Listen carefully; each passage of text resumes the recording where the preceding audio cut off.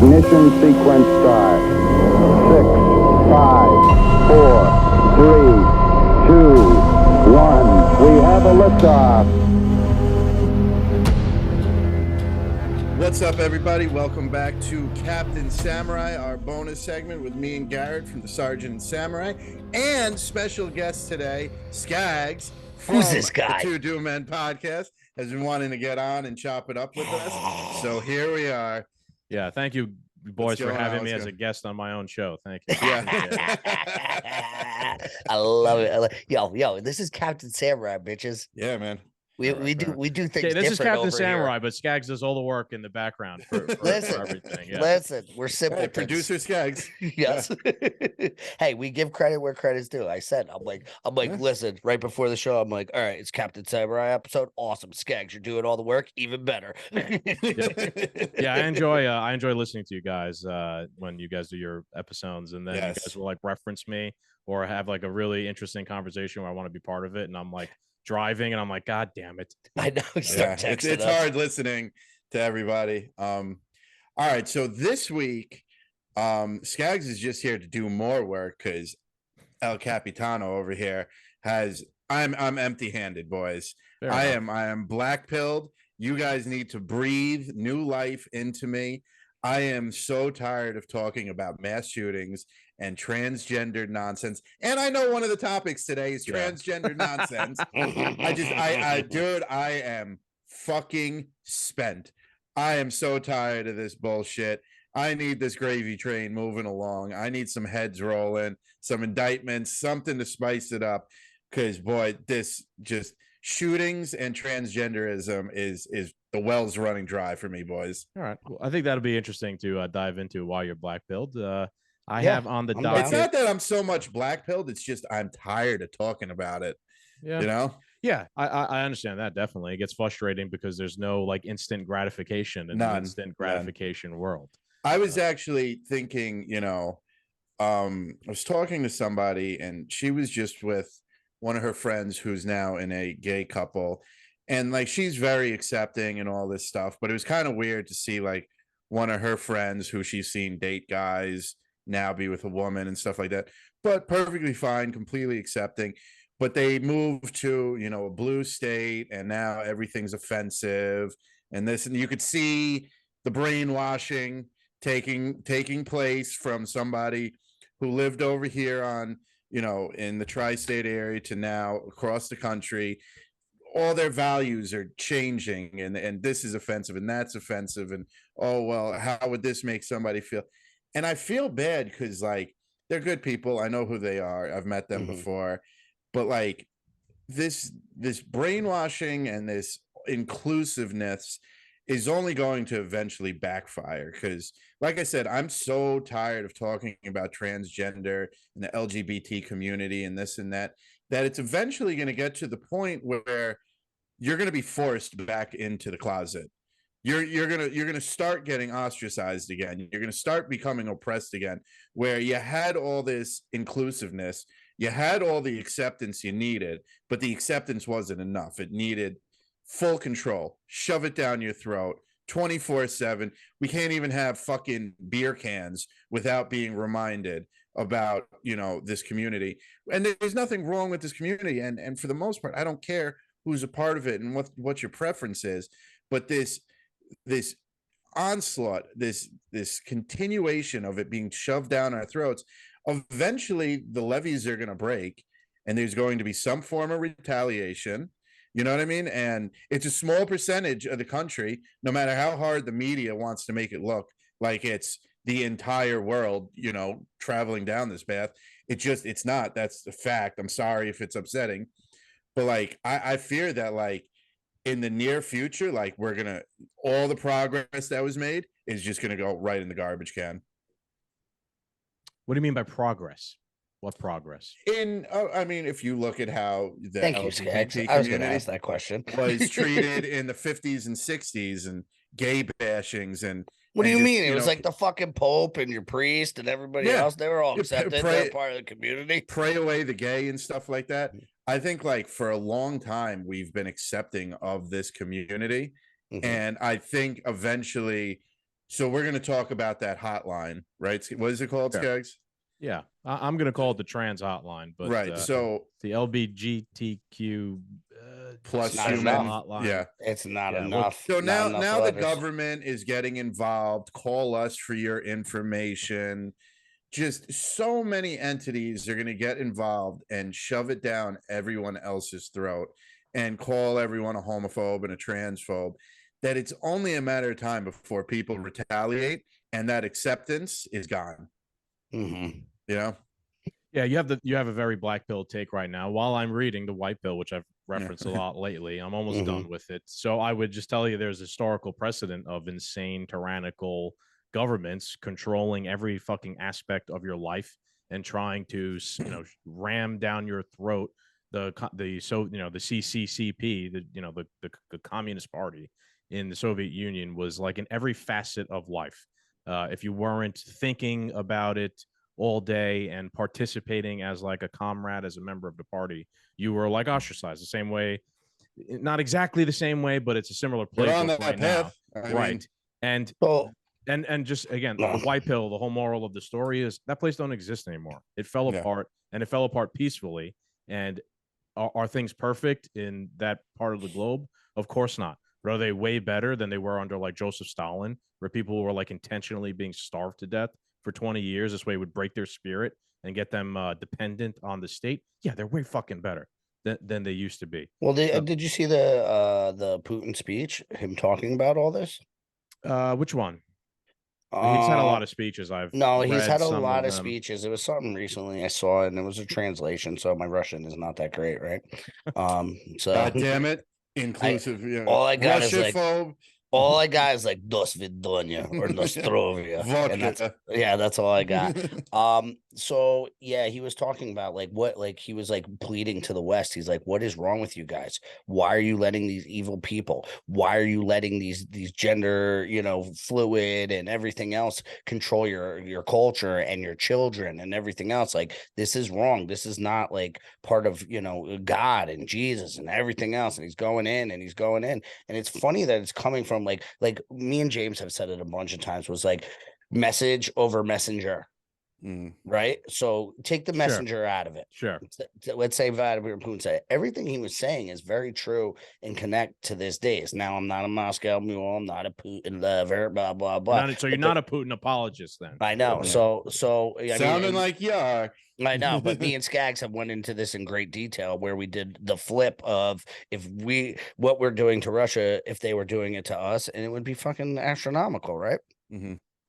So, I agree with you that they're just like literally trying to jam as much shit down this throat. And I agree with you that they're starting, like, everybody who was accepting is like, bro, you're going too far. You're going too far. You're going too far. Now,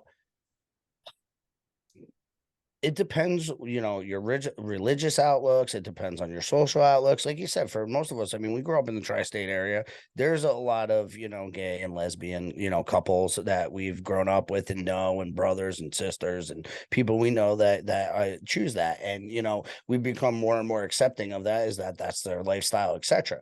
And those people, so those people who are fighting for equality and everything else, they're getting pushed out of their own movement.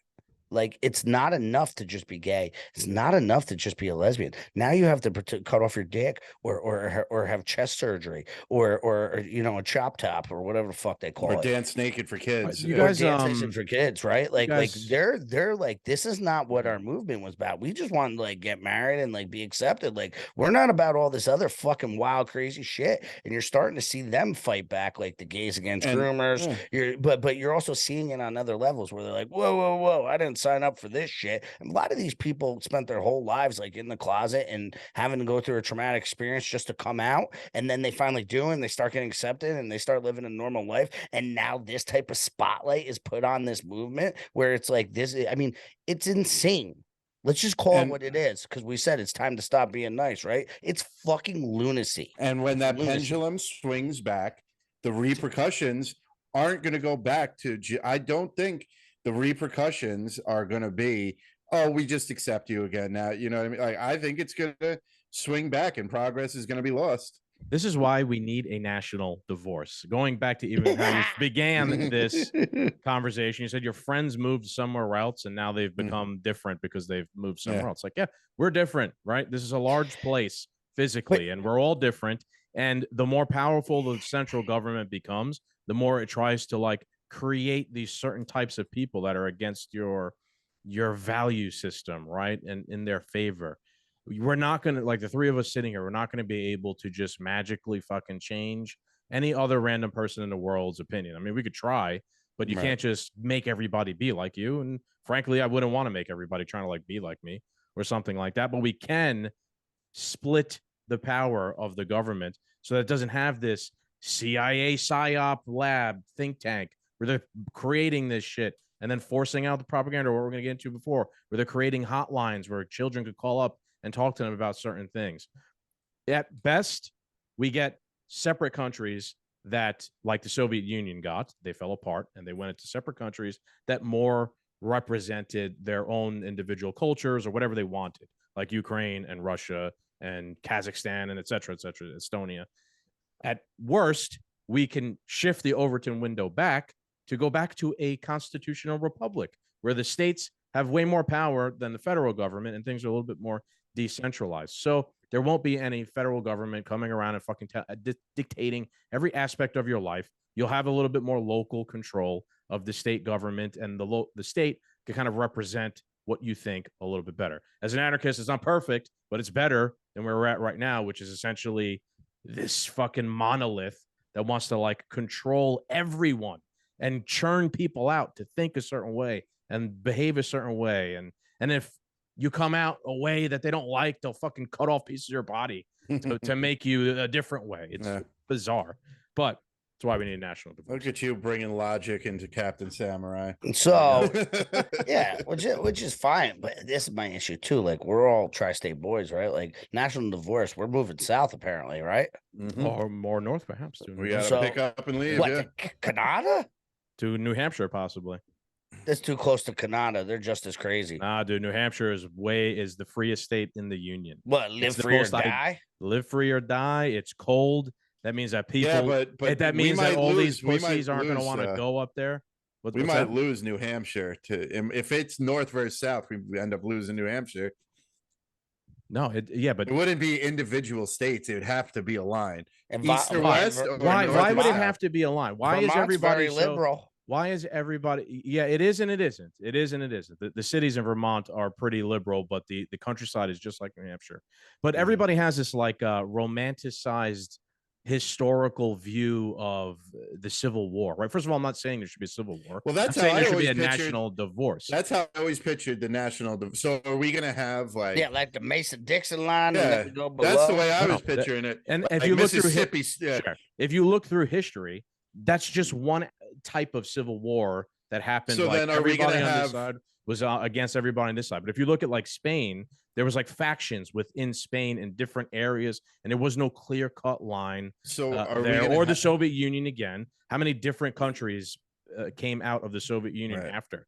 Right? There was no there was no like East versus West Civil War of the Soviet basically Union. Like North Jersey breaks off, South Jersey breaks off, and the junkie vein down the middle that stays there, and then we live like that, and then we'll take over a little bit of like going over the border to where you live. New lines could be drawn, or little tiny communities could be drawn that are new little countries. It doesn't have to be New Hampshire. More of like an NFL draft. Trump gets up there and he's like, in the 2024 National Divorce Draft, we pick Florida. And fucking Biden gets up there and he's like, we're gonna take Jamaica. I also wouldn't be against moving. There was Michael Malice is like one of the biggest proponents of the national divorce, and he was on, I think, Glenn Beck's show on the midterms, like the night of the midterms, and Glenn Beck asked like everybody who was on the panel with him, like, all right, let's entertain Malice's national divorce, like draw on a map what you think it would look like. So everybody draws these weird lines like you guys are trying to explain or whatever. Michael Malice draws Texas, and then he writes above it IDAG, or was it IDA? I don't give a fuck. AF. I don't give a fuck. He's saying, I live in Texas. Texas is the new country. I don't give a fuck what everybody else does. Do whatever you want. You should only be concerned about yourself and where you live and making it your own country. to an extent. So yeah, like you guys want to sit here and like macro out, like, how is it going to look? I don't understand, because there was a civil war and it was the North and the South. Who cares? Go where you think you should be and go make the place you want it to be. And that's it. Okay. Like, I don't give a fuck if Oregon and California draw a line a certain way. I don't live there. You do, though. Because why would I care? Why would I care? No, I'm just saying, listen. All right. Because goods got to move. Ports are in blue states. Accessing goods. It's great if you live in the middle of America and then your food and you're going there and it's coming out and you have the train lines that don't work and explode all the time. But then you would be traveling through these red blue states if it was chopped up like that. So it would basically cause more government control, because think about how many tariffs you would have to pay to go into a blue state because you're using their railroad. Okay, but why would I all of a sudden support large government controlling the free marketplace and enforcing tariffs? I'm not saying you would, but you wouldn't have a choice, because you might have to go through a state to get to another state to trade your goods, or you might have to pay a fee to fly over their airspace if you're not driving through it. You know what I'm saying? So okay, let me give you let me give you an example. Like, does that make sense though? Yes and no. Okay. Let's say, so let's say Louisiana, right? Like New Orleans is a gigantic port connected to the Mississippi River and goes upstream, and that's where like all the farmland is and whatnot. Right now, I think Louisiana is probably more aligned culturally with that farmland, the Midwest region, right? Like the Great Plains. But let's say that it wasn't. What good is your port if you have nothing to ship out of it and sell out of it? So like if you're in one of those more northern states that farms everything, you need a port. Who has a port? New Orleans, right? If you're New Orleans, you don't have any farmland. You get just fucking swamp. You need things to ship out of your port. Where are you going to go? You're going to make an agreement to trade with the state north of you to use your port so that you could then sell their good. Like there's mutually beneficial ways. Oh, 1,000%. But what we're saying is like, we can't even agree that people have dicks and vaginas. And you want to be like all logical about this shit? Scagz, logically, you make total fucking sense. But what we're saying is like, we can't even agree what is a woman. What is a man? And then you're like, oh, we're going to have the NAFTA trade agreement from 1974 in effect to this fucking jerk off. And then we're going to, you need copper and I need grain. We're going to work together. Like, we can't even agree. And I think these are all experiments, right? Do you remember, Cap, when we had on Professor Giordano, and he was like, let these states experiment, let California do a Medicare for all, right? Like, yeah, good. Like you're saying, we can't agree, right? You're saying we can't agree. We're not going to be able to agree on a trade agreement because we can't agree on who has a penis or not. All right, let's see. Let's have the national divorce, and let's see how New York does when they can't agree with making a trading with any of the other regions. I agree with you. So I'm saying like the free market. What I'm trying to say is that all these problems we have are because of a strong central control of everything right now. 1,000%. If we decentralized it, the free market will sort these things out, because the places that were relying on these fucking stupid policies that the strong federal government was enacting, they're going to fail, and they're going to have no choice but to be like, we were wrong. We're going to now trade with you and whatever. We're not going to like try and force our culture on you. We wouldn't. Totally different scenario now, right? Okay. Everything you're saying, I'm with, whatever. Okay, we break up into these little factions. This is great, but we're also thinking from we're almost doing like the same thing, just spotlighting this little situation. Now, once we're all split, we're in chaos. We're trying to figure out our new things, all that stuff. Who the fuck stopping China? Who the fuck stopping Russia? Who the fuck stopping whoever's going to try to come in? How do we fight together? Now we don't communicate together. Hold on, let me finish. Sorry, I've been going for a while, so go ahead. No, it's all right, but like, we communicate together, right? We can't communicate together. We can't work together. Now, let's say whatever happens, the blue states like, come on right in, CCP. We like all your free fucking pop sockets. Awesome. Come on in, man. And now all of a sudden we have factions of where the United States used to be republicly controlled. And now we have like how they go, oh, we put a base in Poland. Now we have a base in New Jersey. Oh, they put a base in France. Now we have a base in Indiana. Now all of a sudden we're NATO'd. That's only one of my concerns with that type of style, right? Where at least if we were like, fuck it, south of the Mason-Dixon, north of the Sierra Mountains or whatever it is. At least then we have territories where we can control, protect, border off, because that's one of the big proponents, right? Protecting, securing borders. It's going to be very hard to protect and secure, and it's going to be very hard to travel freely if we're constantly chopping up each fucking county. Cap, I know you were chopping at the bit.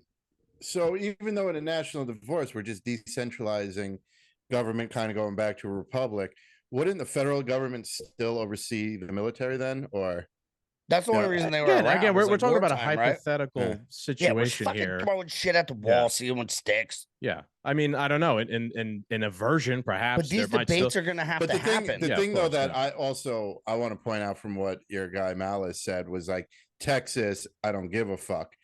Right. Well, most likely Texas is going to be part of the red section of the country.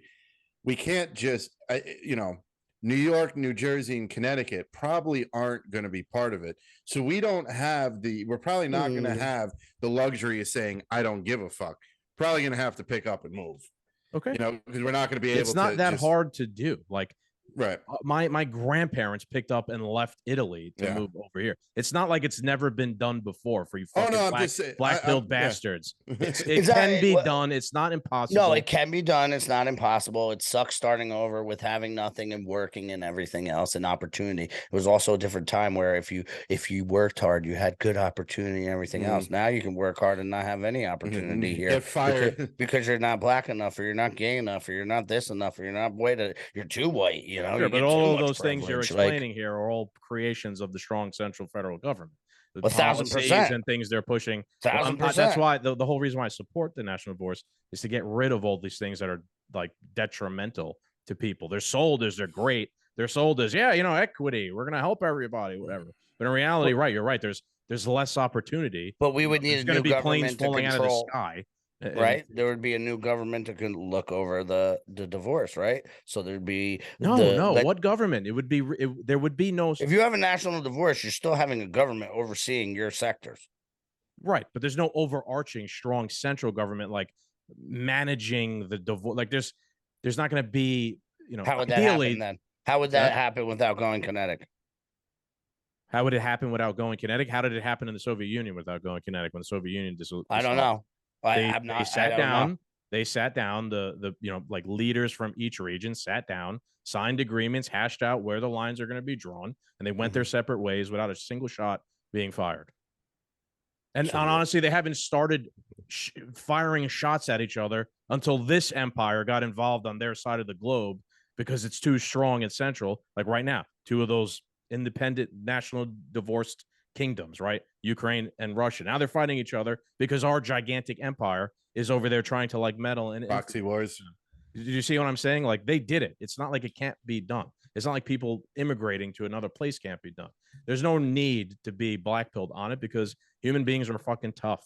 We've done it before. It can be done again. I guess it's just my stubbornness. Like you're not kicking me out of my state. I like that's it. Fine. I'm not saying people won't also stick around and try and make things better in their own place. Mm-hmm.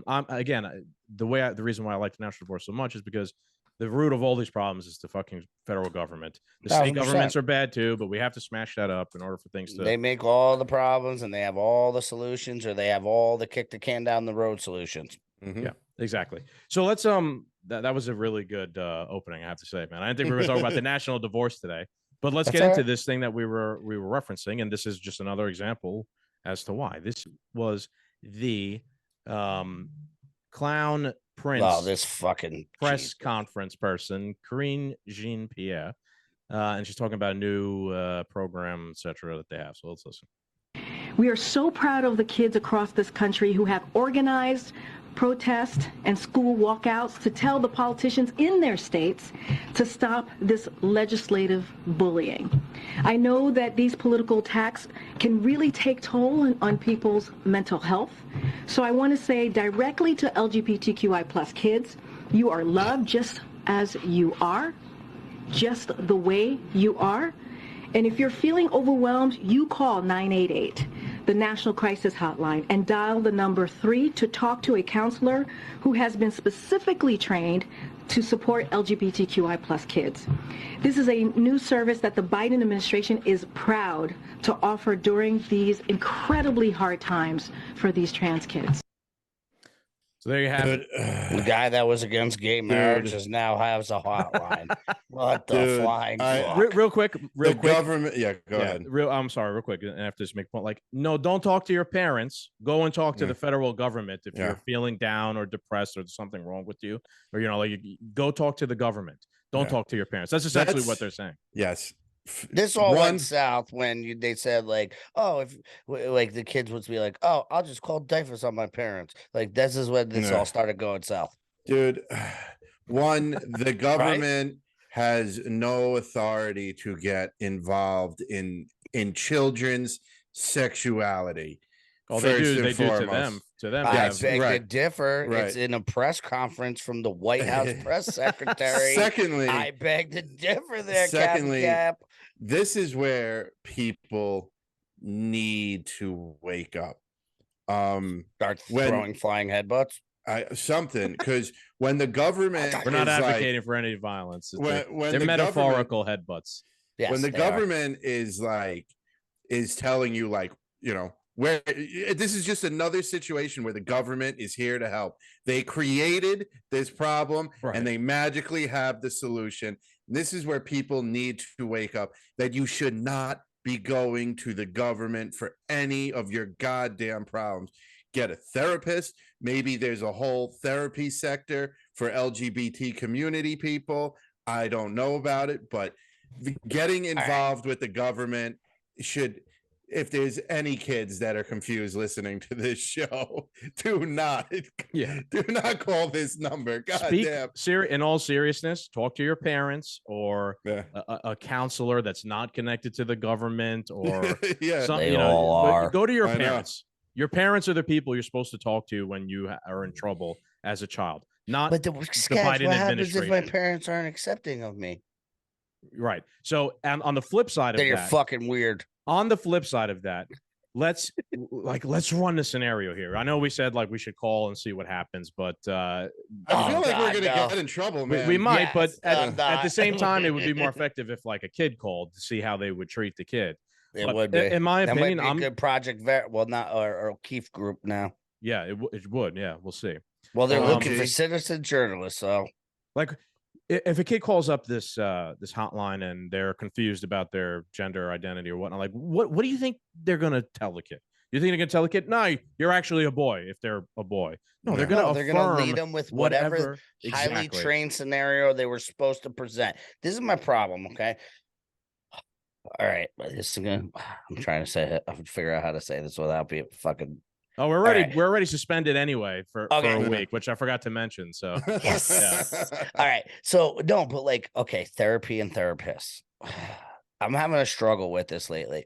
We have the most therapists and most people in therapy that we ever had in the entire world, and people are the most fucked up they've ever been. Is that a product though of the therapists or is that a product psychology and the medications? Right. You know what I'm saying? I think it's a product. I think it's a product of just society in general. They're to push a man. Yeah, I think it's really just a product of society, a mix between pharmaceutical takeover and the dumbing down of society. Because the whole idea of, but you have different types of therapists. So Steve's wife is a doctor therapist. She has her own practice and stuff like that.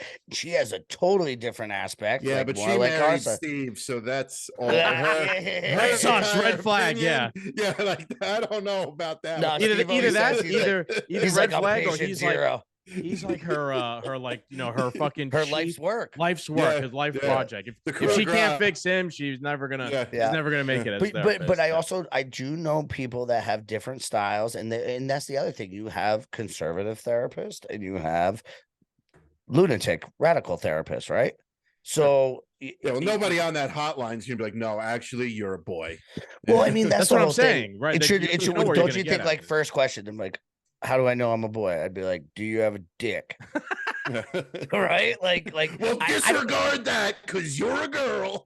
well, yeah, they'd be like, "No, sir, I have a vagina," and I'd be like, "Well, then you're a lady." Like, it's the simplest answers. Like, oh, how do I know I'm a boy? Dick. How do I know I'm girl? We don't this, have Why enough are we even problems talking about anymore. this? Right. We don't have enough problems anymore, so we made new Sodom problems. and Gomorrah, boys. You know, weren't you guys talking about this on the last episode? How we've been talking about dicks for way too long. Dicks, yeah. Or how every civilization, it's as it gets. We did the Greeks, the Romans, all of them before Douglas they fell. Murray, right? Douglas Murray that's like one of his like chief works he's been working on, showing people. Like the Greeks, the Romans, as they reach like the height of civilization, things got too easy. They got obsessed with gender, and then here comes the barbarian hordes. At the wall. Like, oh, you think you're a chick and you're feminine? Great. I'm going to smash your head with a fucking skull axe and drink out of it. A two-sided battle axe. I know. It's crazy. This is legit crazy, though, man. Again, like, look back at history. Every fucking totalitarian White House is promoting government, this, Scagz. It is, right. This is coming from the federal government. This is not some conspiracy theory shit that we're making up or whatever. This is literally the federal government telling your children, call them. They'll talk to you if you're... We know better. Something like that. And again, look back at history. Every totalitarian government needs the children, right? Again, I know we talked about this with Andy. He said, like, I hate to go right to the Hitler example, but there was the Hitler Youth Program. I'm reading about the Soviet Union. They orphaned so many children on purpose. This way, like, you don't have parents, right? Who do you turn to? The government is your They parent. just kept feeding the men in the grinder. Different. And the Soviets and the Nazis, they had two different approaches. The Nazis was like a Boy Scout club. The Hitler Youth Program, the Soviets just Boy Scout club. mass orphaned everybody. This is different. This is a different fucking approach at how to get your children. And just think what's the evolution of this? This is just phase one of probably several phases. So now there's, I mean, I think we're deeper in the phases. No, I understand. One, I'm just talking about this general hotline, right? Okay. So this hotline is put out there. What's next? The kid kind of gives up that the parents won't let him transition. Now the government's knocking on the door. We got to talk to mommy and daddy. Maybe we got to arrest mommy and daddy because isn't California a sanctuary state that you could run away from your parents and we'll make sure you could transition on the taxpayers' dime. Like CPS has come. How long until like CPS has come? And then what about it evolves into, well, if you don't feel safe living with your parents, we have a special housing unit that you could come live in. And you'll be untraceable, and we don't drink your adrenochrome. I mean, like, think of like it could be a very dark and different like evolution for this, because what it really comes down to is call us, and you're gonna hear exactly what you want to hear. You know what I mean? Because the resistance. I don't even know if that's true. You're gonna hear what we want you to hear. I understand that, but we have to be enticing enough to keep you coming back, right? So, you're a boy and you call up saying you're a girl, the government's going to be telling you, yeah, we believe you're a girl. So where does this resistance come from? So there's that video of the boy who's dressed up like a girl with makeup and long hair, and the father comes in and he throws the man soap at him, and he's like, put this on your man body, you smell like shit. And you know what? You're a boy. I'm a girl. You're a man, you dumb shit, and walks out of the room. The government has to be the exact opposite of that. That boy or that girl, whatever you want to call him or her, is going to call the government because her father is saying, you're a boy, you're a boy, you're a boy. I don't trust daddy anymore. Now I got to trust daddy government who's telling me I'm a girl, I'm a girl. You're really just, it's going to be a lot of hearing what you want to hear. So you're in your safe space.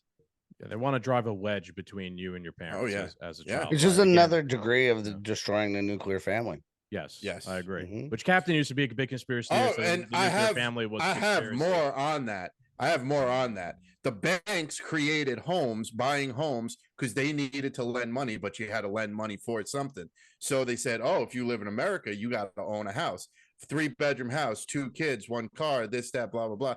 And it was all a scam for everybody to move to the suburbs so the banks could sell homes and they could lend money out. and you could pay mortgages, and they could collect interest on all the money that they lend out for you buying a home. I think I sent Scagz you a TikTok on it about a week or two ago. I don't think we ever talked about it since then, but it was pretty interesting seeing. Maybe we'll have another episode on that video. I'm not going to say that there's not like some bank, corruption, social engineering aspect behind it, but the nuclear family is not like some sort of American creation. It's a human thing that has existed since fucking Africa, right? Like humans, it's human nature. Humans have kids, the family sticks together, raises them till old age, and then usually the kids take care of the parents in old age. Right, but then they introduced buying a house, paying a mortgage, increasing your taxes. Well, you want to live in this nicer area, so you got to pay more in taxes.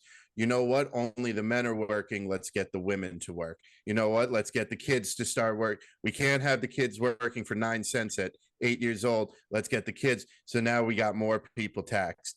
We're keeping the mothers out of the house. They're not raising the kids. Now the taxes are so high, the mortgage is so high, you're not getting promotions anymore. You're working 16 hours a day. The kids are in government care for 16 hours a day. Yeah, you're right. It all stems from... You're missing the Federal Reserve's role in all of this, though. Since its creation, this has accelerated at a tremendous pace. Not because they want to collect more tax money. It was because they were printing more money throughout the entire time, lowering the value of your dollar. Therefore, you need you're right. Then people needed to get more jobs. Yeah, but you're looking at that short-term, Scagz. So I think you're both talking about the same thing, but Cap is going from the long scale play, and you're looking in the past since they printed all this more money.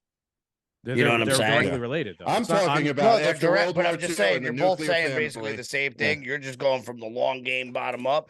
You're going from the shorter game top down. You know what I'm saying? Sure. Yeah. To an extent. Yeah. Fuck them all.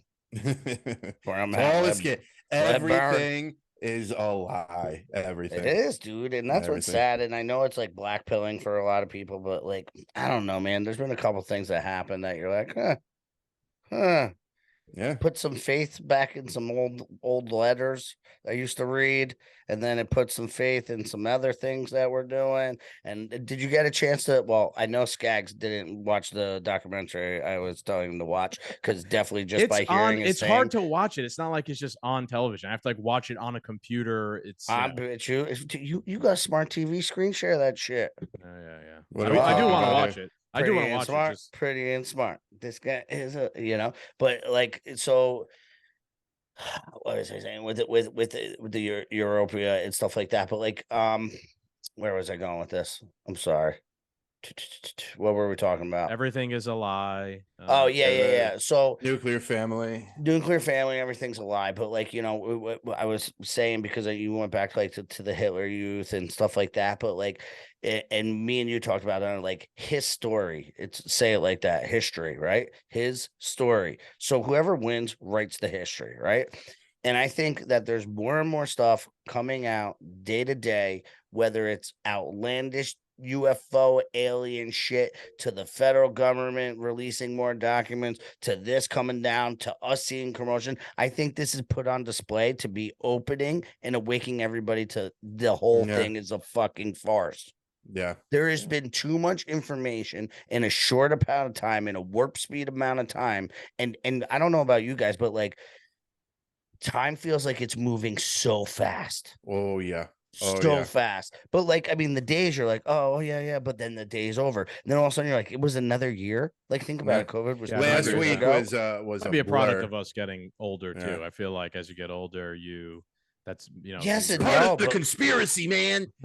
no, but yes and no, it is part of us getting older, but I don't remember time running at this fast of a pace. This is why you got to do this amount of energy to slow everything down. I know that's what. All right, so look, going to the spiritual world. I know, Garrett, you have a hard stop. I really want to get in. Oh, you don't? I do, but we got some time. What do we want? I want to make sure we get in the Roger Stone shit, because that was a very good quote. 5 minutes. All right, you want to switch gears? Yeah. Yes, because I can't talk about kids and trans shit anymore. I literally started off the episode saying I don't want to talk about this anymore. It's all we've talked about. Yeah. All right, so We got to put it out there. Yeah. Yes, we do. We do. So on Freedom Friday, our friends Alan and James, they had Roger Stone and Sal Greco, I believe his name is. They had him on, and James had a great question, which I thought was worthy of us showing here. He asked a question to Roger Stone. If you're not familiar, Roger Stone has been a long time like political advisor to Republicans. He's like a friend of Donald Trump's, controversial figure the last couple of years, but a very smart guy, very knowledgeable. Help Nixon, help Reagan. Yes, exactly. Over the years, very knowledgeable. Let's see what he had to say. Recent in current events is, what are your thoughts on RFK announcing his presidency? I think that has some big implications for the 2024 election, and I'd love to get your take on that. Thank you for asking. So yesterday I found in the late afternoon I was trending on Twitter, which is absurd. I have met RFK Jr. on one occasion. I don't think you would call us friends. You might call us acquaintances. I admire his courage and his position on, he nails it. His documentary, his companion documentary is the same. He has a very uphill climb within the Democratic Party because those who run the party have already demonstrated that they will cheat. They cheated Bernie Sanders twice. They will, and Bernie takes it. Oh yeah, I'm endorsing Hillary. That's the moment I lost all respect. Before that, I thought Bernie's just a well-meaning communist who really believed his bullshit. But now I realize that Bernie and his wife are in it for the money. In other words, he likes communism for you. I said from the start. But he's got 6 vacation homes and drives a top-of-the-line Mercedes. The money he raked off his presidential campaigns, by the way. So I've lost all respect for him because he let them kneecap him, and then like a little cock, he endorsed Hillary Clinton as opposed to doing what Ron Paul did when he was defeated by Mitt Romney. He says, no, I'm not endorsing that guy. He stands for the status quo. That's a man of principle. And by the way, I don't agree with Ron Paul on everything, but I agree with him on probably most things. So in this particular case, I think that Robert Kennedy Jr. is going to have a very difficult time getting on the ballot in the various primaries. Remember, they don't have the Iowa caucuses and the New Hampshire primary. They skipped those. So their process begins in South Carolina, which is, that's their first state, a state dominated by African Americans, which is the perfect setup for their real nominee, Michelle Obama. See, it's very soon. Very soon, Barack will be calling Joe and say, "Joe, you're not running. And if you do run, if you don't drop, well, we're going to remove you under the 25th Amendment. I will convene a majority of the cabinet and the vice president who's sitting here with me, and you're out. You and Jill are out. And Joe will really have no choice. He'll either have to drop or they'll remove him under the 25th Amendment. That's just my opinion. And then they move in their real candidate. Notice that Biden, who says he's running, has now delayed his announcement to the fall. But this nomination process starts early next year. That would be the latest it's ever started. That's a guy who's not running. Or a guy who he's an embarrassment. Right. So I think they put Michelle Obama in. I'm with you on that. I think Robert Kennedy has got a very, very uphill race. They're going to try to block him from getting on the ballot in all these state contests. They're never going to let him debate whoever their candidate is. Let's just say, for the sake of discussion, it's Joe Biden. The Democratic Party has no moderates in it, never mind conservatives. The conservative wing of the Democratic Party doesn't exist anymore. The moderate wing of the Democratic Party doesn't exist anymore. John F. Kennedy was a fierce, strong anti-communist. He favored a silver-backed dollar. He was a tax cutter. He had a deep suspicion of the intelligence agencies. He was not a liberal by any means. No. I think he had by those means, he had liberal views on civil rights, what would be considered liberal at the time. But beyond that, he believed in a strong America. That wing of the Democratic Party doesn't exist anymore. I don't know a single moderate Democrat. The Democratic Party has been taken over by radical socialists, if not communists. So I don't know if there's much of a constituency there. I give him huge credit for taking the shot, but play this out for a minute, just hypothetically. He runs, they kneecap him. He still runs better than anybody expects. He gets about a third of the vote in all the primaries and caucuses where he can get on the ballot, but he doesn't win. Donald Trump, meanwhile, just plays rope-a-dope with little Ron DeSantis, just destroys him, ends DeSantis' political career prematurely, just makes a fool out of him. He romps to the nomination. Trump now goes to the Republican National Convention, says, we're at a time of unparalleled crisis where the country faces extraordinary peril. It's time for a national unity ticket that has both Republicans and Democrats, and therefore I'm going to offer the vice presidential nomination to Robert F. Kennedy Jr. and call on the Republican convention to nominate a Democrat, to suspend the rules, to nominate a Democrat. That takes care of Trump's vaccination problem like that. Absolutely. Like, and you have a national unity ticket. And those Democrats who feel disenfranchised in the Democratic nomination process, they will follow Robert Kennedy. That, in my opinion, is the move. That's how you think outside the box. That's why I'm Roger Stone and you're not. A recent in current events is interesting, man. I gotta say that's like best case scenario for both parties, because we've spoken several times about like who's the next it person in the establishment that the Democrats are going to run. Could it be Joe Biden? Yes, but guy's a loser. He's not popular. You can't put lipstick on a pig. And then you have the names. Yeah, you have the names floating around. Gavin Newsom or Michelle Obama pops up all the time. The Obama Joker, Big Mike. Yeah, nice. It's like a Batman villain. The Obamas have been very quiet. They're quote unquote. They love the scandal-free administration. Well, did you see Obama's going to be moving to Kenya? Really? He's going back to where he came from, where he was born? And then today they released his brother, Malik Obama or whatever, released his Kenyan passport online. Oh, I didn't know any of that. Yeah, I saw that. But I so I always take those things for a grain of salt, but I no, me too. But like, I mean, you got to think about it from a perspective like, okay, he said he's not Kenyan, but he's moving back to Kenya to be a diplomat over there for the Kenyan. But he wasn't from Kenya, wasn't born there. Now he just happens to be there. I don't know if it's a place where he could escape extradition if any charges come up on him eventually. But this is interesting. He's going to be the first man, Well, this is no, he's not the first man. I don't know if that's actually happening, man. I haven't heard about him moving to Kenya at all. Well, I've seen a bunch of stuff on it. Yeah, I'm looking up. It's saying that it was an April Fool's joke, and people got carried away with it. I honestly have not heard anything about that. Which, if I haven't heard about it, it makes me skeptical of this must not be. So I've heard about this, but this is my other thing on like Trump and Kennedy. Like people forget that Trump was like good friends with Johnny, Jr. Right?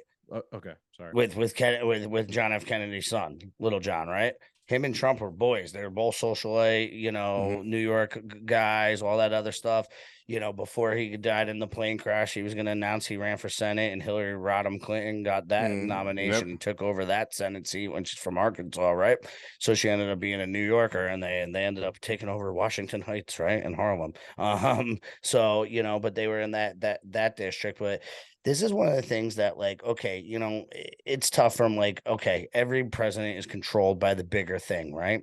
But you're also seeing them fight Donald Trump so hard for some reason. Why are they fighting this man so hard if he's controlled? Just to keep the wool over our eyes, and we're following this man. Like, I don't follow any man. I'm just saying, like, this is like now you're taking a guy who they literally just admitted they assassinated his fucking uncle, right? And his dad got assassinated, right? Yeah. Like a couple months later when he was trying to go for a presidential Everyone run, in that we've talked about it before, and that around that time, every fucking person who was like some sort of social movement person got assassinated, literally. Yeah. I was actually just watching Ron Paul. So last now night, do you think like he has a chip on the block? Like a chip on his shoulder? Like, all right, well, would that terrify them if like deep state attacker number one comes in as deep state family who's been getting murked by the deep state for so many years, and now they're on the same ticket, and it's a Democrat and a Republican? So it's boom. I really think it's the best bet for both sides, man. Garrett, are you saying that he's like a triple agent or something like that? Who's that? RFK Jr. Like, are you saying that secret agent man? I'm having. No, I'm not saying he's triple agent. I'm saying like, I mean, he's very outspoken against vaccines. This would disrupt the establishment even further. So he's very outspoken about vaccines, right? Like, not even just this, like since day one. Like, Yeah, it's like, I thought it this was is just fucking interesting to people up. see. This is so Yeah. on. So Real quick, I thought know? it was interesting to see Roger Stone and Trump people admit that Trump has a vaccine problem. It's something they've seemed to have ignored, how Trump was being a vaccine salesman for a bunch of months there. So that's good. That's always been my biggest gripe that's with him. good. That's you know, they'll okay. Like, circle back and fix it. yeah, that's fine. Like, if you admit like you were wrong and you're going to bring on the biggest vaccine skeptic, I like that aspect of it. That's like, you admit, you know, I know Trump never admits that he was wrong, but in a way it would be him admitting that he was wrong about that. He's not going to like say he was wrong. No, but at least then nobody's going to say they're wrong. Yeah, especially a politician, which is sad, because if they did, I would respect them a lot more. Yeah, we'd have a lot less problems. You know, that I think that if people are able to, like, hey, I made a mistake, but we're gonna right this ship, I think that's his that would be his signaling of like, I might have fucked this up, and I'm gonna try to right the ship and put somebody. Now the other thing, like, I want to talk about a little bit, like, remember they were saying it used to be whoever lost in the presidential race was the vice president. Oh, we talked about this a long time ago. You know what I'm saying? Which, like, so you did have a Republican and a Democrat in the House together, like in the White House, right? So did they do away with that because there was just like nothing could get done? Because they're like, wait, this is way too many checks and balances. Like, he's the deciding vote. He's from the opposite party. I'm over here. I need to sign it. Or were they like, wow, this is way too fair. We need to do something about this. I'm going to go with the second one, because how could they divide us if they were working together above board? Well, we've said it before, left wing, right wing, same bird. Yeah. I think it was done away a long time ago in the early 1800s. In the early 1800s with the 12th Amendment. So it was actually an amendment to the Constitution, I believe. Why did they do away with it? Does it have an explanation? I mean, I could, you know, do some research, but it's going to take some time. Hard to do in the middle of the podcast. But again, too, like, I have to be careful where I'm researching this as well, as you well know. No, I get it. Information is skewed, but it seems like around 1804 is when the change was made, which is very early on in the country's history, not long. You know, after what did it say? 1804, I believe. So the amendment was proposed in after the 1796 election. Resulted after the 1796 election resulted in President John Adams and Vice President Thomas Jefferson from opposing parties, and the 1800 election led to a tie between Jefferson and Aaron Burr. They were members of the same party, Democratic Republican, but it took the House of Representatives 36 contentious ballots to break the tie, electing Jefferson president and Burr vice president. In 1804, Jefferson was reelected, and George Clinton became the first vice president under 12th Amendment. George Clinton. Yeah, Clinton. I was just gonna say, just thinking back and like seeing here why they probably didn't like it is because it's almost like you had no choice. Like, Clinton was involved. It's all corrupt now. Yeah. The way I'm looking at it back then, no matter what, these two guys were going to be the president. So it's almost like you had no choice in who became the president. You know, either they were going to be the president. Was it like, the vice president was going to run and then the president was going to run again for re-election? Because I don't think they had term limits back then. No, they didn't have term limits. Because like they put the term limits on the president after FDR, right? After he won 4 times. Everybody followed Washington's you know, like his precedent of only 4 years, but there was no official rule up until FDR. There was no official rule. Yeah. So it's interesting. I see why they wouldn't like it. Again, it's almost like you're stuck with these two guys, and if they're like it is now, awesome. Yeah, and it says, but even worse, now you're stuck with both of them. You don't get, like, if your side wins, you don't even get your side in the White House. You get your side plus the other side. There's no choice. There was no. Why even bother voting? Right, in a sense, like either those were going to be the guys, no matter what. It didn't matter. Even if you lost, your guy still got into the White House. Yeah, so I see why they wouldn't have liked it back then. It's a competition, but like everyone wins. Everyone gets a trophy. But no, back in in the 1700s. But no, because like you don't know if they were campaigning and there was multiple candidates and that guy came out on top as the best candidate for the party, like they do now. Like they have their but at the end of the day, and then the primaries, etc., and then that guy's the top of the candidate, right? Yeah, but at the end of the day, Scagz is right. The two presidential candidates are ending up in the White House no matter what. So why should I bother going vote? Yeah, no, it makes sense. It doesn't. So it's Trump and Biden. It's either going to be Trump president and Biden VP, or Biden president, Trump VP. I don't need to vote then. Yo, how fucking funny would that be if we put cameras and like did like a reality show and Trump was president and Biden was vice president? Oh, or even vice versa. Yeah, vice versa. Trump would fuck with him so bad. Oh yeah. Oh, he'd be like, oh yeah, putting up like he'd put itching powder in his diapers. He'd be putting speed ramps in like the hallways, so he'd be like moving and dripping. You know, they'd make enough money off that show to pay back the national debt, perhaps. So yeah. Oh, I think so. Yeah. Oh yeah, other countries would buy that. Yep. So where do we want to go next, man? Garrett, I know you gotta get out of here in a minute. I do have some tweets, man. I don't want. Yeah, let's go through them real quick. Yeah, let's do tweets of the week. Want to go through I got a couple. It's been a while. I've been sitting on some of these. Yep, I got 4. All right. 4. Wow, Captain. I think so. Captain did his I've just been piling them up since we haven't done it in a while. So I'll start off because I got one that's been deleted because it's heinous. And this is by Jocelyn Berry. And she says, us when we see transphobes. And it's a picture of a woman with 2 guns pointing them at it, at somebody. Now, this was the same week, I believe, like a day or 2 after the we're going back to trans stuff, right? The trans shooting. And she's like celebrating and encouraging to shoot transphobes in a way. And the most insane part is that she was Katie Hobbs's press secretary, Jocelyn. Yeah, they fired her, right? Yeah, she's been fired she now. Resigned. But and if you don't remember who Katie Hobbs is, she is the person who ran against Carrie Lake in Arizona. So that election. Someone working for the Democratic governor of Arizona, threatening gun violence against people. It's okay when they do it, man. Yeah, I mean, obviously these people are the biggest hypocrites. They're fucking insane, and they will kill you if they have a chance. All right, let's go to the captain here. Yeah, he's got one of mine. All right. Yes. This was fantastic. Scroll up. What's the tweet? Okay. Stormy Daniels. Y'all keep saying cum dumpster like it's a bad thing. It's definitely more fun being under my sexy man instead of under arrest. And good old at Scagz 89 replied, cum dumpster and proud. This had me on the fucking floor, man. Yeah, that's a good one. Proud to be a cum dumpster. Yeah, this is Mystique from X-Men where she says mutant and proud. And as soon as I read Stormy Daniels' tweet, that was the first thing that came to my mind, the mutant and proud meme. So I actually made this myself. Good for you. Yeah.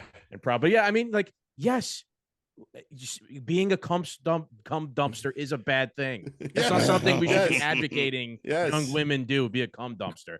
It's not a good thing. I mean, if you're not familiar with what cum dumpster means, it means that like multiple men just dump their cum on you all the time. You're a whore. Dumpster. Yeah, you're a whore. Yeah. These are the people that are women should be looking. Yeah, but they don't even use their cum correctly. They just throw it in the garbage with other people, and you're the garbage. I know. All right. Oh man, that one fucking killed me. That was great. That was great.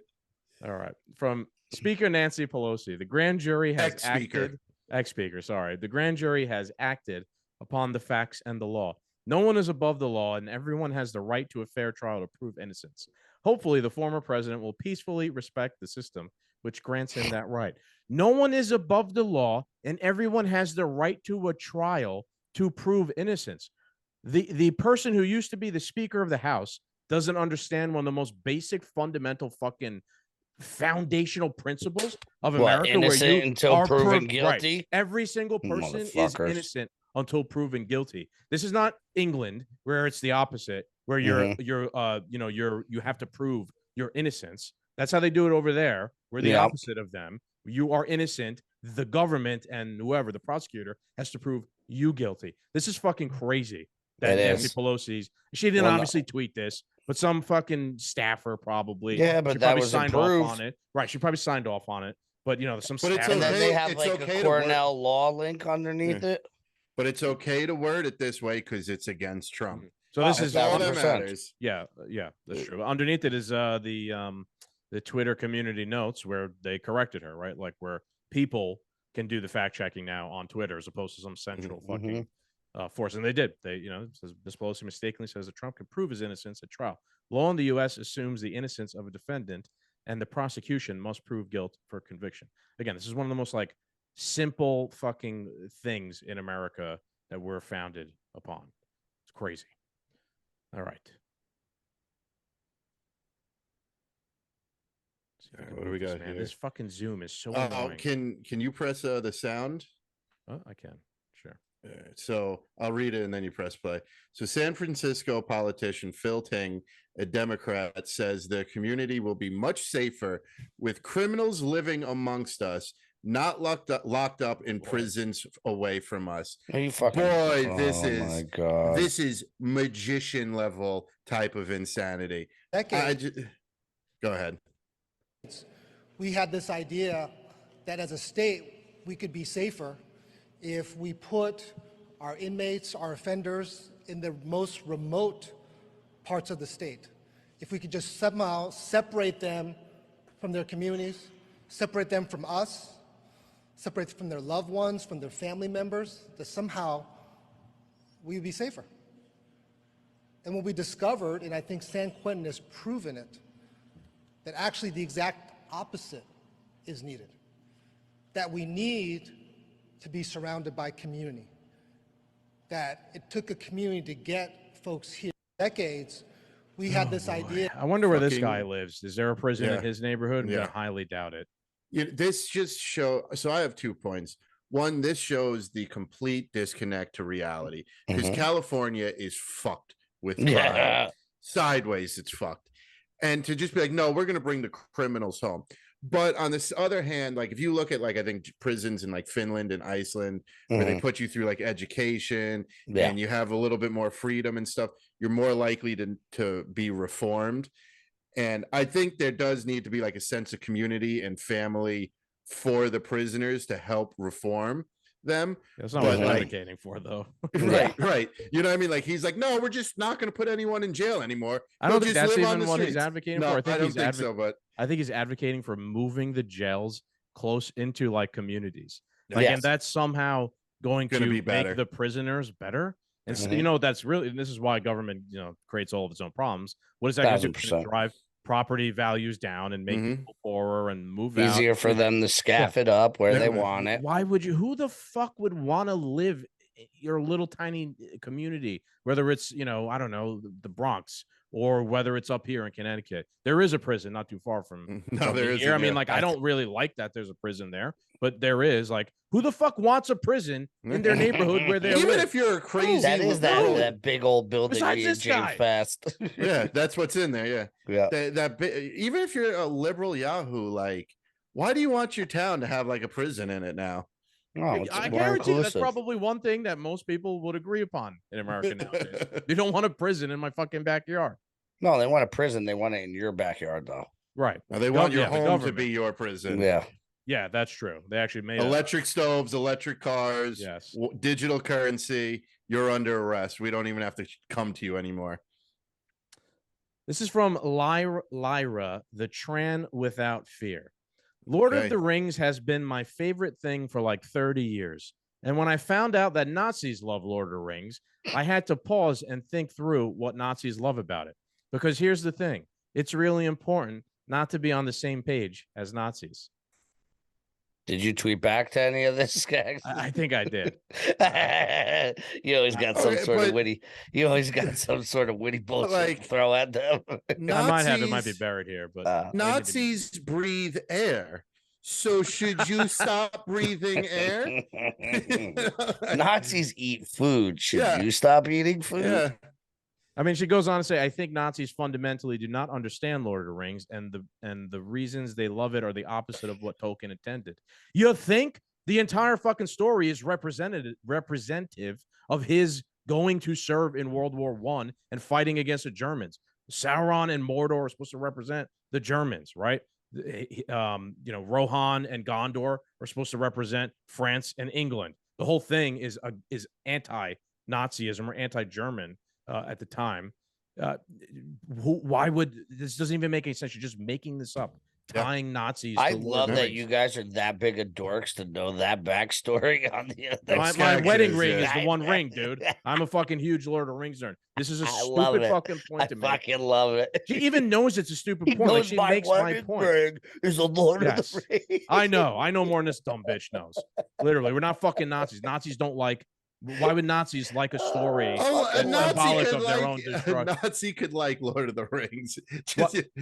Yeah, I mean they could, sure. I'm sure there's Nazis out there who like eating s'mores around a campfire. Yeah, all right, You know fair what I enough, mean? fair Like, enough, fair enough. We're talking about a fucking movie. Fair enough, fair enough. All right, that's fucking hilarious. That's fucking my fucking wedding ring is. Let's see. This is your next one. That's funny. That's one we just did. Oh no, That we did. Yeah. Fucking Phil Tig, go eat a dick. All right. Who's John Cooper? Yeah. I hear from people regularly out here in New York who say, I don't know if I want to go to a red state right now because they're not safe. What a load of fucking horse shit. Okay. Oh man. They're talking about how red states have more shootings. Why? Where's Illinois over there? Why is that in orange? That should be bright red with Chicago. I mean, well, hang on. First of all, these this is 2020. These stats are also coming from the CDC. As there's one thing the pandemic should have taught everybody. They cook the books on statistics. So I'm supposed to trust the CDC on anything. And you know what? Let's use New York State here as an example. I'd gather that this actually is pretty representative of New York State. Yeah, because the rest of the state doesn't. Right, because the northern part, like you want to talk about national divorce, yeah, let's just cut off New York City. It could be its own country, and the rest of New York State could be its own red area of a country, right? The reason why there's probably I'll agree. They're probably right about this because upstate New York is super fucking red. They love guns, and there's not like violence everywhere like there is in New York City, which has the strictest gun control laws in the entire country.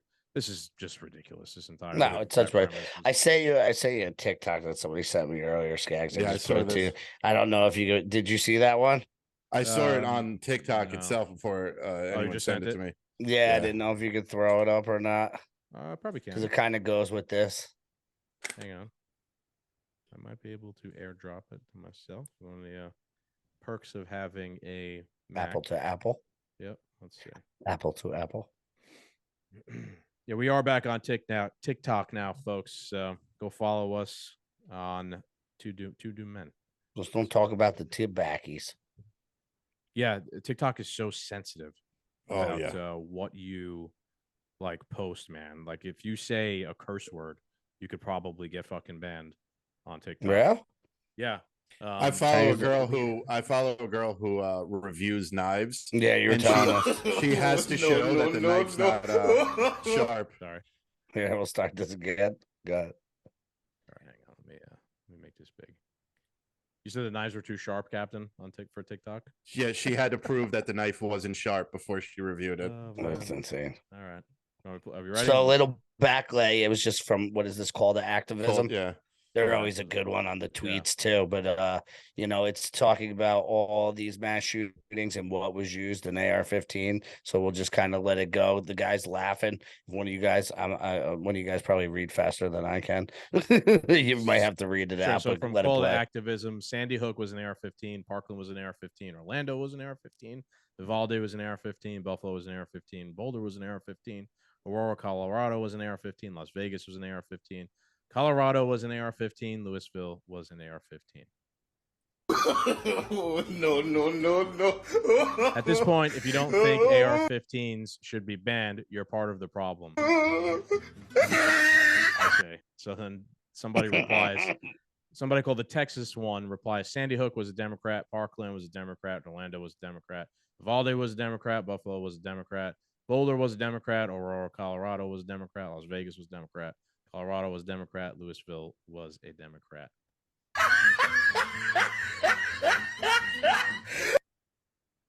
Fucking, I love that laughing guy in the background. But needless to say, like there's been shootings when they've been going for their gun grabs and been doing everything else, and they don't look at the problem. They're mentally ill people on fucking medication. Some of them escaped the system to get the guns. Even if they did, like they're not even putting their own people like Hunter Biden, who's admitting that he's a drug addict, he's mentally ill, everything else, and he doesn't have to answer to any of the gun laws, right? So they just show their hypocrisy once and once again, right?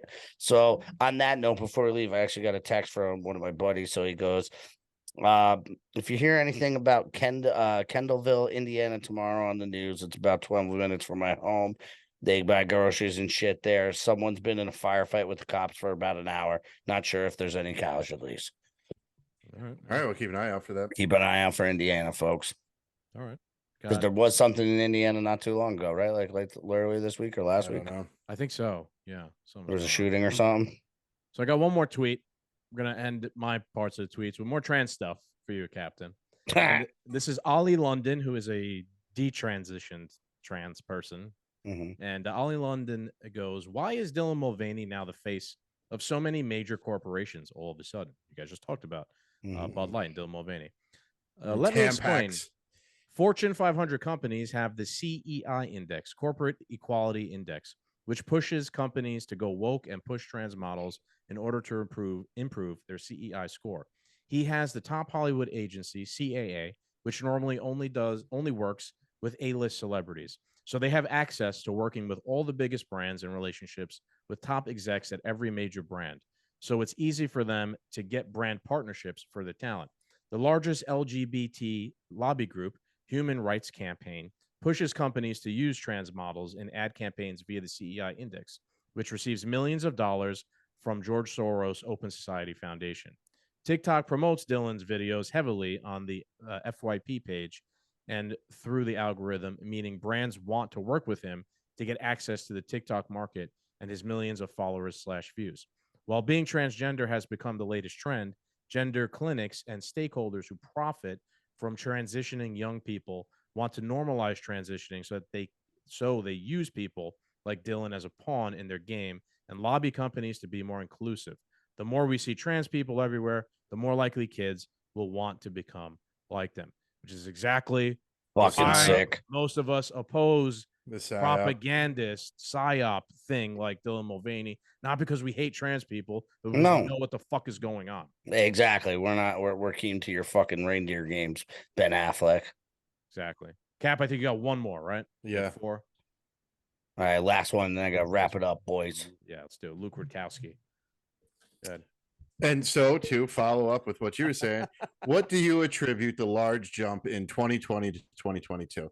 So it's 7.2% of U.S. adults identify as LGBT. As you can see from 2020 to 2022, the large increase of Gen Zs identifying as LGBT. Because the PSYOP machine is at full steam right now. Exactly what your last tweet. This is the graph that should go with your last tweet. Yeah, you're right. And, look, you could also... Why they keep sliding? Hold on. They keep sliding that border. I'm not no fucking millennial, all right, buddy? I'm a Gen Xer, okay? Oh, I see what you mean. Like, why Generation X, y'all. Yeah, they keep moving it all the time. I'm 82, and I'm like, there's no fucking way millennial. Get out of here. You're Generation X. I know. They move it all the time on us. I'm upset to be a millennial. That's all right. You guys aren't, though. You're fighting the good cause for the millennials. Yeah. Yeah, it's interesting, man. Pretty interesting, right? It's the results. But who the fuck are they? But who are they asking as well? It doesn't say. It says source Gallup. I mean, I don't know. Like, what are you trying to say, that there's not that high of a percentage, dude? Because 20%, bro. I don't know, man. Like, 20%. I hear a lot of stories. Yeah, we have friends that have kids that are 16 in high school. No, I have friends that have kids that are. It's anecdotal, but you know what I mean. It's anecdotal. 20%. I hear them. Yeah, it's. This doesn't mean these are like kids that are getting. But this is the thing. Surgery or something. Is it how many kids are you seeing? I'm saying how many. I have seen so many kids on social media and kids I know, stories that I'm hearing of them. Like, everyone's putting their pronouns in their bio, and like there's a whole bunch of kids at school now. Like, it's a cool thing to do. That you're a they them, or you're a this or that. That's this. Look at block here, Gen Z. Look at the jump. It's only Generation Z that has this huge jump. What I'm saying. And that's who they're targeting. The rest is the propaganda is they're the youngest voters to the too. youngest. And look at the percentage. This makes it's sense why culture is changing like this. If you look at the older generations, they remain relative, right? Like, there's no change, which leads me to believe that that's just kind of organically occurring, right? Like, people just are what they are. If you just leave people alone, they're just going to remain what they are. But there's 3% on this. Right. There's an effort, though, occurring to get what we're these saying numbers all the up. time. Got to pump those numbers right up. to create. Dude, there's more not that people. jump. Like, There is not that jump in from 2014 to 2022. Fucking jump that much, dude. There's no way The because propaganda machine. well, hang on, no, hang but that's what I'm though. saying. Without them, like Right. fucking full Right. bore pushing it, pushing it, Right. pushing it. Oh yes, yeah, I agree with exactly. Fuck what it. we're saying. Let's fist fight. you. Fuck it. I'm so over this bullshit. It's Yeah. such bullshit. Well, that's why I'm kind of getting black belt. Like I can't talk about it anymore. Us As we just talking spent about a whole it, another on- episode us talking about it. Talking about it unravels it. I know. Yes. Important, right? Last point I want to make: people were giving Matt Walsh shit this week because they're like, "You're making Dylan Mulvaney famous." Like the No. more you guys talk about this person, the more famous he gets, the more money he makes. No, I mean, to some extent, like, yeah, he's But pointing it's out also Dylan Mulvaney. exposing the fraud. Exactly, we're exposing the shit behind it. Otherwise, people are having no fucking idea. The shit's just still going to get ramrodded down. Aren't you buying Bud Light, man? And there'll be no opposition. So no, I don't fucking agree or believe in like, oh no, we shouldn't. We should call Dylan Mulvaney he who shall not be named. No, We should meet you should everything point out- right in the face, Exactly. nose to nose, head to head. Like we can't stop turning the other cheek. We can't stop. We got to stop being the spineless conservatives. Like, oh, go along to get along, because most of us just don't give a fuck, and we're like, go do your thing, stop jamming it down our throat. But it's at the point where you're dragging us to give a fuck, and now I'm going to meet you nose to nose. Yeah. Yep. Once we give a fuck, there's going to be a problem. And it's not just conservatives, man. Dave Smith was just on Timcast, and even he was It's like, "Look, man," everybody. he was. If you're even not Dave Smith, that far fucking over there, it's everybody on the other side. He's like, look, most times libertarians are just, live and let live. But that shit ends when it comes to like propagandizing children. That's not a libertarian thing. We're not going to like live and let live while the government propagandizes take the our children. And be like, well, we're libertarians, so we just want, people to just be whoever they are. Like, no, that's not libertarian whatsoever. So I'm glad. Still got to have morals and standards. Exactly. Yeah. Yep. All right. I agree. Let's wrap it up. Guys, thank you for listening to another episode. Scagz, thank you for joining the bonus segment finally. The and three thank you for doomed doing men. all the work. Yeah. Yeah, 3 doomed men today. Yeah, 3 doomed men. As Scagz was saying, the 2 doomed men have a new TikTok page at 2 doomed men. Go over and check that out. Let's get that 50K follow count back up there that we had before we got knocked down. Thank you guys for listening. Make sure you like, share, and subscribe. We say this every episode, but if you're wondering what you can do, share our episodes. Get other people listening to us. We're fighting the shadow bans. You guys are almost off the YouTubes now. Yeah. Well, we had you goons in person. Last of the So Mohegans. We've been the mark of the demon or whatever. Yeah, the mark of the beast for us. Mark of the beast. Yeah, James is the mark of the beast. Yeah. He is. So me and Alan don't help either, and Steve. So it's really up to you, the listeners, the viewers, to shatter that shadow ban. You want to put up the fight. This is one easy way to do it. So once again, thank you guys for listening, and tune in next week. Adios. Adios, muchachos.